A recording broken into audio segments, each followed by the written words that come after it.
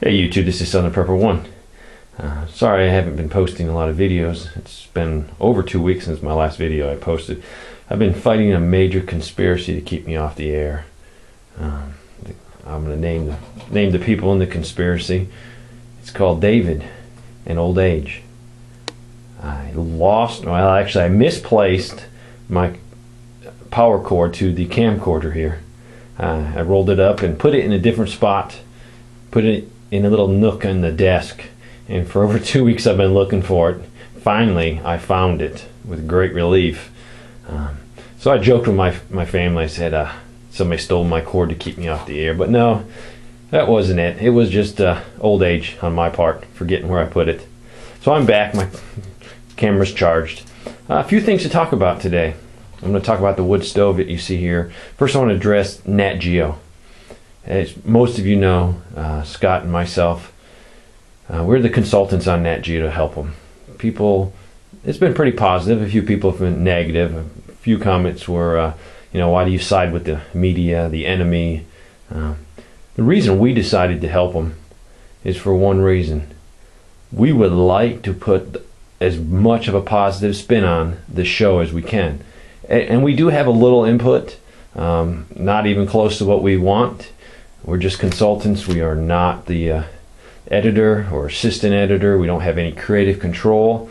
We do have a little influence, and then we use it. We use it to show preppers in a more positive way.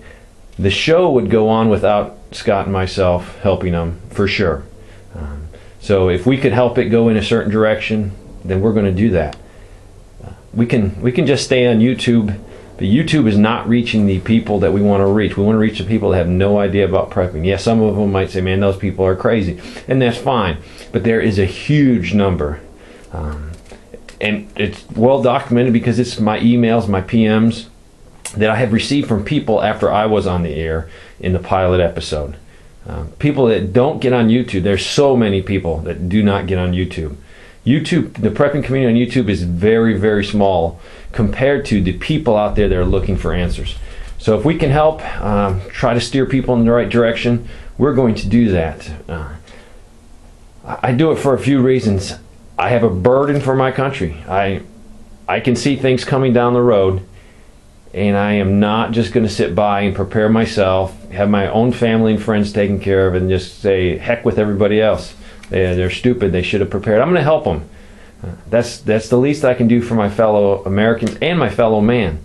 There's people in all other countries. If the United States goes through an economic collapse, they will feel it too. As in countries in Europe, Greece, they're feeling a lot of pain right now. And this is real pain. When you don't have a job, when you don't have money, it affects you. So that's why me and Scott are working with them. We're trying to put the best face on the prepper community. A few other things. A few people were nagging and said, what makes you an expert? Me and Scott don't call ourselves experts. We're informed about a lot of things because we do it. It's hands-on, it's real life what we do every day. It's just not theory for us. We're always experimenting with things and trying to find better ways for preppers to do things. So a few people said, you guys are no experts. Why do you call yourself experts? We don't call ourselves experts. We're preppers. We call ourselves consultants with Nat Geo. There's really no experts, because the more I learn about prepping in different areas, the more I realize, hey, I don't know anything. I'm just scratching the surface. The pioneers from a couple hundred years ago, those guys were experts. You know why? If they didn't process their meat, they didn't plant a garden, they didn't harvest it, they didn't put it back properly, they died. There was no safety net for them. They had to learn all these skills of tanning hides, plowing with a plow, to learning how to get all the wild edibles out there. Modern man, we don't know anything compared to what those guys were the experts. And I feel the community, as in prepping and the bushcraft people, we're trying to learn those skills again, because one day we might need them. So that's why we did Nat Geo. Another thing, I want to talk about Dsarti. Dave is a friend of mine. I wish he'd call me. I don't want to bother him right now because I know he's going through a lot. Dave's having a hard time just because of the things that's going on. People said, well, look, Nat Geo had nothing to do with Dsarti. I've read numerous blogs, and I wish they'd make a correction there. David wasn't targeted because of Nat Geo. David was targeted because he went to the doctor and was joking around with the doctor. I wasn't there. I don't know how much he joked around. And the doctor did what he legally had to do. He had to turn him in. Is that, people say, oh, that government. I mean, let me tell you my philosophy or my viewpoints on suicide. Being in the Army, I have seen suicide. Young guys coming back from Iraq, Afghanistan, they killed themselves. I've seen it. It is epidemic in the military. The military doesn't talk about it. Epidemic. Young guys, and they might not kill themselves, but what they're doing is they're just diving into drugs, to alcohol, to sort of ease their pain of what they've done, what they've seen overseas. It's a big problem. I've had guys in my unit commit suicide. So I look at it a little different. I've spent many nights guarding soldiers that were suicidal. In the Army, we take it very serious. If someone's going to, if they threaten to harm themselves, they either get committed into a military hospital for observation, or what they do is they get released to their unit, and we put them on 24-hour guard. Literally, there is a guy right there watching him every second of the day. I've done that. I've stood next to the bed of a soldier sleeping, and every couple hours would change off with a new guy. So I've seen the ugly side of suicide. So some people might get upset and say, you're just siding with the government. Dave is a friend of mine.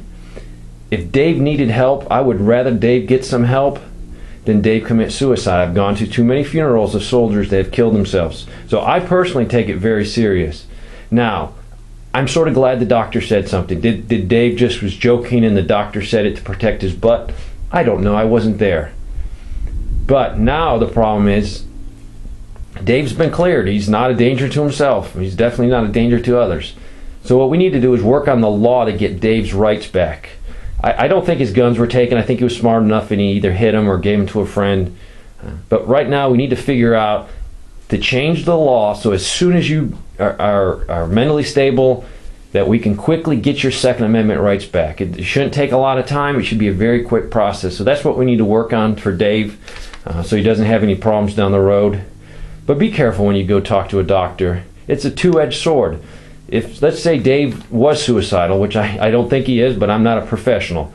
Let's say he joked around with the doctor. Sometimes guys joke around because they're too prideful to say, hey, I need help. I've seen that with young 18, 19, 20-year-old guys that are tabbed out with Ranger tabs. They are too prideful to ask for help.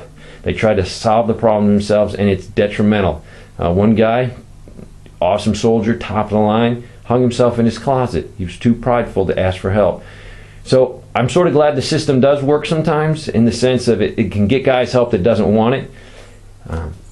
Dave, if he was suicidal, I'm glad they did something. I would hate to have to go to Dave's funeral. So right now we need to work on changing that law so Dsarti can get back his gun rights full and clear, get his name cleared, and that's what we need to do. So support Dave.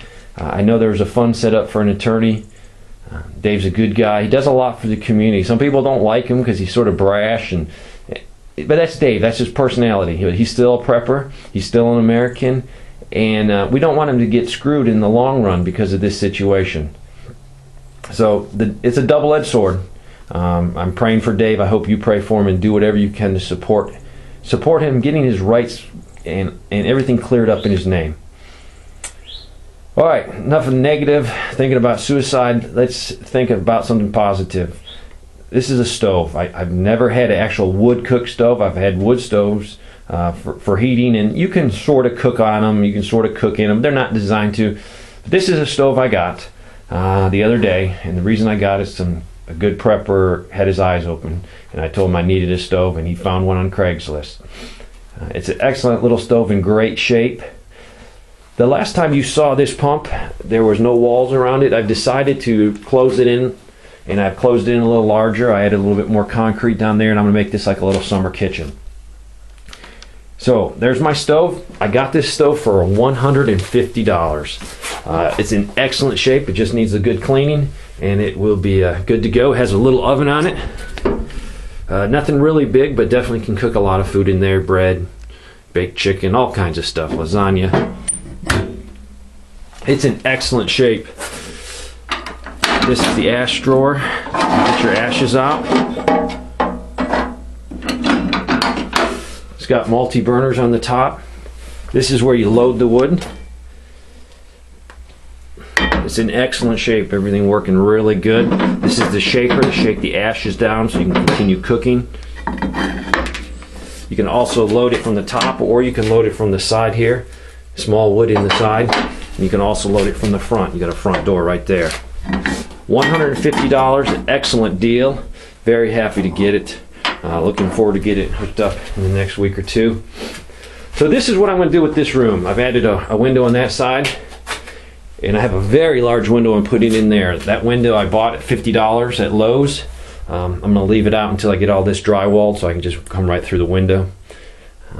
So if you look around, you can find good deals. That window in the back I got absolutely free. It's brand spanking new. Our county has a recycling plan where if you don't want something, you can take it to the dump, and they have an area where you can put it. And then if you need something, you can go through and find what you need. So absolutely free. The window was $50. It's a beautiful window, a solid glazed window. And then the stove was $150. Down here, what I'm going to do is I have a big commercial stainless steel sink, about 4 foot long, with a nice cutting area and a prep area. I'm going to put that on that wall, some shelves. And then I'm going to cover up my pump, cover all that up with a little tiny cabinet. So I'll have just the pump head will be sticking through. I'll raise that up, and then I have an area to work for canning or for preparing stuff. So I'm going to use this as a summer kitchen, and then also to do anything I need. So that is what I've been doing lately. Continue prepping. I'm concerned a little bit about the situation in Israel and Iran. We could wake up one day and fuel prices might skyrocket. So if you have any way of storing some extra gas and you have the funds, go ahead and put them back. It won't hurt you. Gas is just going to get more expensive as we go into the spring. And that's not really counting in if there is a direct conflict between Israel and Iran. So stock up if you can. Keep prepping. Thanks for watching.